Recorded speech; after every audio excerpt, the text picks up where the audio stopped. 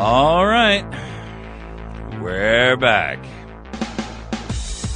You know, I'm going to tackle our last topic here before we wrap for the day. But we've got I've got Susan on the line. She is a big supporter, and I tell you, I am so impressed with Susan and the work that she's done and the effort that she has put forth to address a number of issues. She really has been a dedicated patriot for this country, and I got to tell you, I'm very impressed with her efforts and her work. Sue's a friend of ours and a friend of mine, and she has been tireless with her fight against things like Common Core and Agenda 21 and some of the things that are going on there. So I'm going to bring her on before we get too far into this topic of the impact of global warming and our president's declaration that we should prepare for the impact of it. Good morning, Sue. Hello. Unenthusiastically. She's unenthusiastic, as I told her. She called. Now she's got to stay on the line and chat with all of you. You know, you wanted to talk a little bit about this Agenda 21 thing, and you know, I'm reading Agenda 21 to Glenn Beck's book. It's fiction to my 11-year-old grandson. I've read that book, by the way, too. I'm sorry? I read that book also. Well, and I just thought, we're not very far into it, but it's a good time with the president and his orders. Might be a good time to read that book again because it's so what's happening to us in fiction. Well, you know, it's a fictional book, and it reads like a novelish, story. Yeah. And it's basically a kind of a dystopian future type book for those of you who haven't read it yet, about the way in which the global warming agenda, if you will, directs and redirects all of society, and how we become almost a totalitarian, well, not almost, how we become a totalitarian, authoritarian state, utilizing global warming and the drive for energy as the motivating factor. I actually read the book, and it was entertaining as a novel. I don't necessarily see that as really our future, but I think it's actually going to, I mean, if that was our future, it would take a long time to arrive there. But the problem that we've got right now is that, by issuing another executive order directing the government to boost preparation in states and local communities for the impact on global warming, we're going to see a lot more of what we saw with like the blue waves and stuff like that. We're going to see a lot more where states are and the EPA and the like in Missouri, where my home state and yours, where we have the Department of Natural Resources, that actually kind of looks like it's like a mini-me EPA, right? Yes. So, what they essentially do is where the federal government cannot interfere, then the DNR, the Department of Natural Resources, or its equivalent in every other state, they kind of take the mantle and run with that ball, right? Yes. So go ahead and tell me a little bit before we get too far into that, because I just posted an article up this morning about Common Core. So, and I know that's a favorite topic of yours. Tell me a little bit. I'm a little uninformed at the moment. Well, you're a little uninformed. You go to the school board meetings, and you know an awful lot about Common Core. But right. School boards are pushing it. They really are. And in Missouri, I don't know about you. I've spoken a number of times to school board members, and they have indicated that the Common Core thing is not what they're following. They're following a state-modified variant of it. So I'm not believing that. I mean, I'm hearing, constantly that they're not actually implementing Common Core. They're implementing only some of the aspects of it, and that they've got their own Missouri state plan. Is that what you've heard from your No, they don't school board? Discuss it in school board meetings. They don't discuss Common Core. Oh, they won't even talk to you about it? Well, no, they don't talk to me. They just listen. They don't talk to me. I got you. So they hear you out, and then they usher you out with a nice, thanks for showing up. Kind of. I got you. Well, listen, thank you for so much for your call. I appreciate you, dear. Well, thank you for putting me on the air. Keep fighting out there, I will. I saw a lady on, thanks so much, hon. I saw a lady post that up on our Facebook page yesterday, the fact that she has been trying to work with other people to kind of change minds and influence, work within her circle of influence. And she was frustrated about the fact that she doesn't feel like she's making an impact. And she says here, I've been posting on Facebook. I've hooked up with 2 other patriots, but most of the people and most of my friends are so brainwashed they refuse to do anything. And I responded to her that, we can't be discouraged at this point. One of the reasons we can't is that we have to look at educating the populace in a different way. When you taught your kids to tie their shoes, you had to do it multiple times. When you taught them how to brush their teeth, you had to do that over and over and over again. And the truth is, our nation is kind of like that.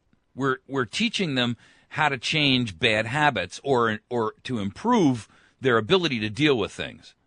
As things decline, and the perfect example here is the Obamacare robbing millions of Americans of choice and their money, right? More and more folks are coming awake every moment. And so we shouldn't lose our or become discouraged or lose our faith in the argument and in the process. We have to use logical and well-reasoned arguments and points to help turn the tide, if you will. And we should never disparage them, by the way, for being blind. Because if we look at it, if we approach it from the perspective of, I'm here to educate you about something you don't know nothing about, then we turn them off right off the bat. That's where our emotion and our compassion become our ally. Because what we should be saying is, we recognize, I understand that you think this way and that you've thought this way for a lot of reasons. Let me give you some empirical proof that might help you to at least see another side of this thing. Here's the problem. America has been trained and indoctrinated by the school systems, by government, by everyone around them. For years, they've been trained to basically poop their pants. It's okay to just use the diaper. Don't worry about it. No one has ever shown them the value of not messing themselves. We have to remember that there was a time when we were there as well. And it's up to us to show them the light, show them the idea that it's really in our best interest to get this behemoth off our back, to change the diaper. Obama has ordered the government to prepare for the impact on global warming. The problem is that this will force, and it will actually order federal agencies to work with states to build these plans, central planning, if you will, and institute that not only on the federal side, because let's be honest, the federal government doesn't really own that much land. I mean, they own tons and tons and tons of land, but they don't own population centers. They own Bureau of Land Management, these vast swaths of property out west. But the president in this order is directing infrastructure projects to be built to prepare for climate change conditions, which may not even actually happen. And God only knows what the price tag's going to be for that. The truth is, we don't really. I'm all for preparing for violent storms and things like that. I want to fix the bridges and make the roads, viable as well. But to sit there and say that hang the cost, throw all resources into preparing for climate change that may or may not occur. We've got a lot of other real problems that need to be resolved right here, right now.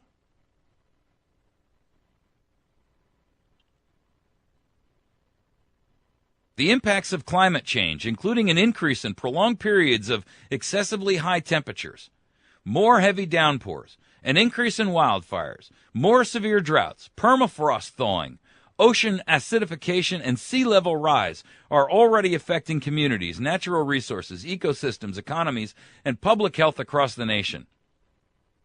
The federal government must build on recent progress and pursue new strategies to improve the nation's preparedness and resilience. Well, half of that is a lie. The other half of that is questionable. Thousands of scientists have stood out and said all along This global warming is a hoax.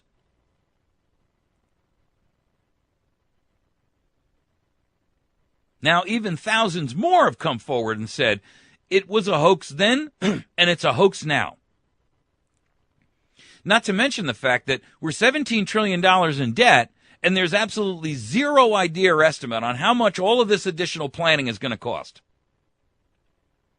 So far, just on Superstorm Sandy alone, the economy took a $100 billion hit in 2012.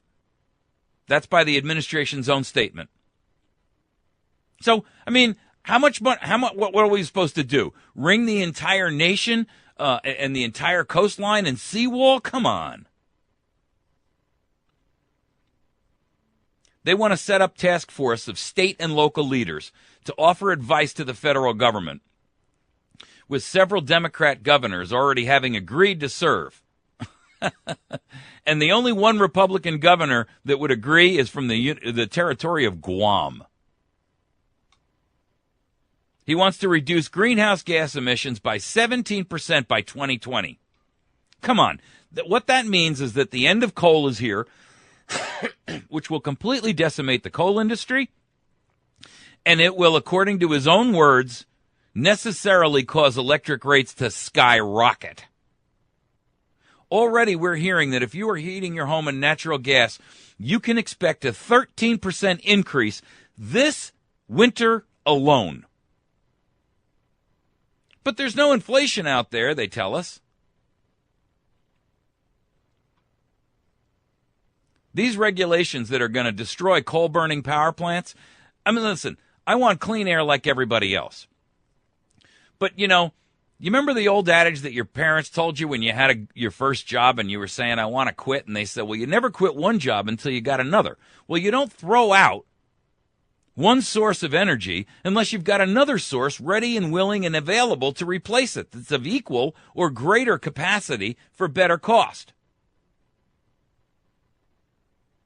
But we know that windmills and solar and all of the rest of that, at least on a national scale, is ineffective. We can't replace coal because we don't have an alternative solution to it. We could if the government would stop, monkeying around and playing games, if they would allow drilling here domestically to tap into our own oil reserves and stop buying OPEC oil, if the nation would allow natural gas drilling to be done and put in place the ability and the wherewithal for the free market to allow natural gas to be used for all kinds of things that right now it's not being used for, including vehicles, by the way. Hey. But, this administration is, desperate to decimate the United States and gut it from the inside out. And that's essentially what this is all about. He is trying and his darndest to destroy the United States from the inside out.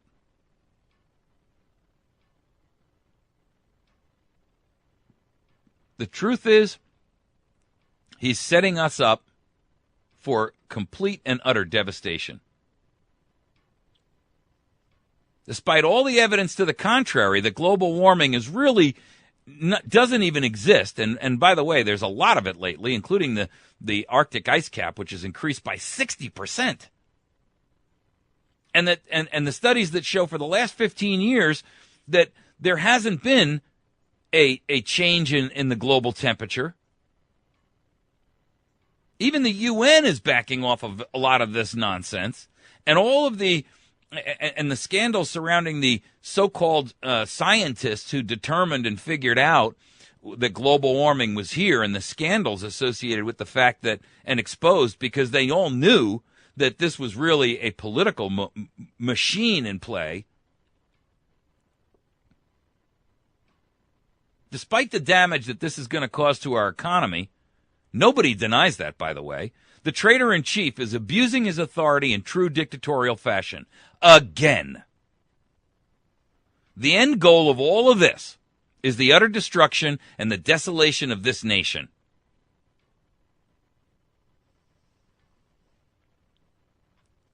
Where are the American patriots? Where are the people who are willing to put it all on the line to say, I've had enough? Where are the people who truly believe in the Constitution, who instead of pumping their money into, these PACs run by the likes of Karl Rove and that ilk, will stand up and put their money together with a pool of patriotic American citizens who don't have some kind of a political axe to grind, just want the country restored?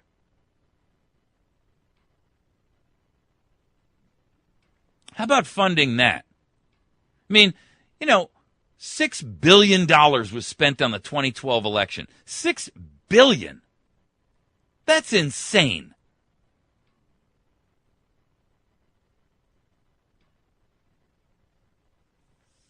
Where are some great Americans who have significant levels of wealth and are willing to back the play of the patriots in this nation? Those who believe that the Constitution needs to be restored to its place of honor and leadership in the nation.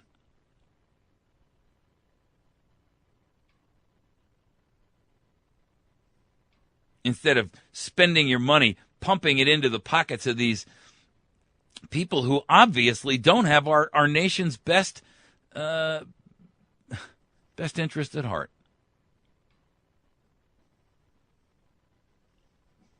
Every day, there are new examinations that are coming out, new exposures.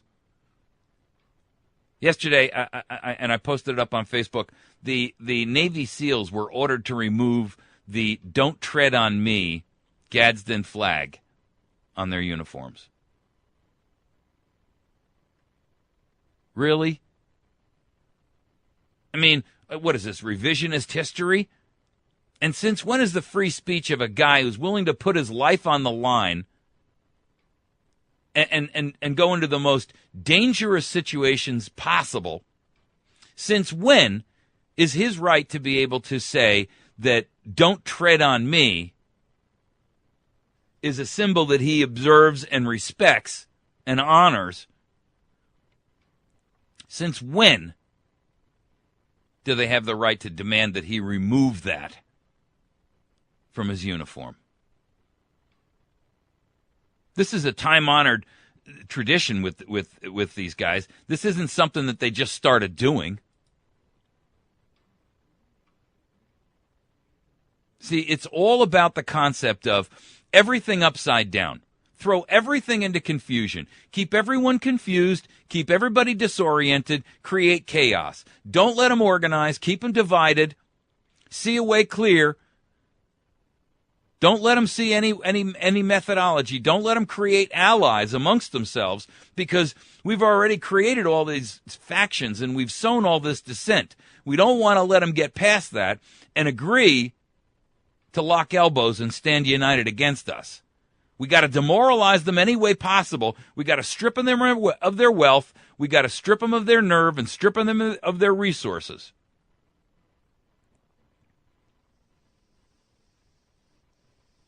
And they're doing it everywhere. The Navy Jack, "Don't Tread on Me" flag, one that has earned a revered place in America's naval history and a beloved place in sailors' hearts through its use of over 2 centuries. This symbol of America's naval ferocity has spanned our country's entire existence, flying from the masts of the Continental Navy during the War of Independence to today's War on Terror. In fact, an amendment to the Navy Code called SECNAV Instruction clearly states that on May 31st, 2002, all ships are to fly the flag throughout the duration of the War on Terror. So the SEAL commanders why would ranking SEAL commanders ban the historical symbol?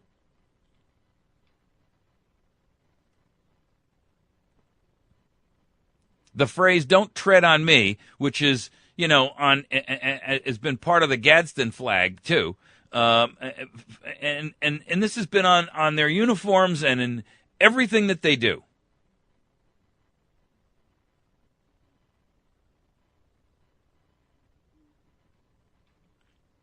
I'll tell you what. We are just slowly but surely seeing the dissolution of everything that our nation stands for. And it's reprehensible. It's inexcusable, and Americans need to stand. You've been listening to America's Voice Now. You can find us on the web at americasvoicenow.org. You can find us on Facebook.com/America's Voice Now, and you can find us on YouTube.com/America's Voice Now. You can download podcasts of the show off of our website and off of Facebook, and share them with your friends. America, arise. It is time. Arise and be counted. Stand firm. Be strong in your own core convictions.